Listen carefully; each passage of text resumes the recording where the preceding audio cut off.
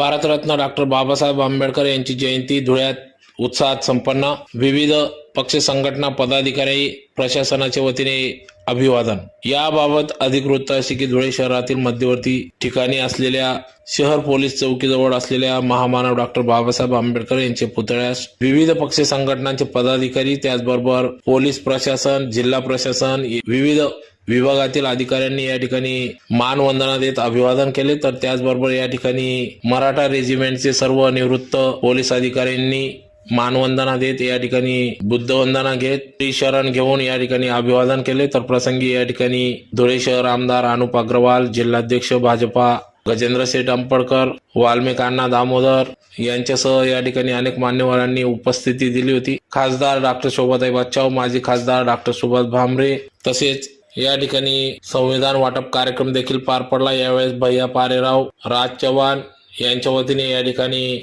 संविधान पुस्तिका वाटप करण्यात आले।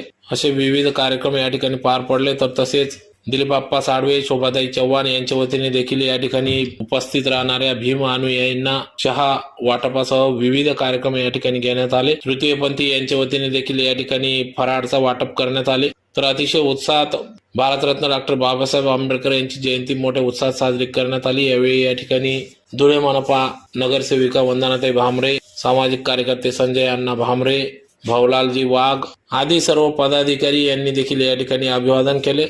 महामानव डॉक्टर बाबासाहेब आंबेडकर यांचा या ठिकाणी जयघोष करण्यात आला।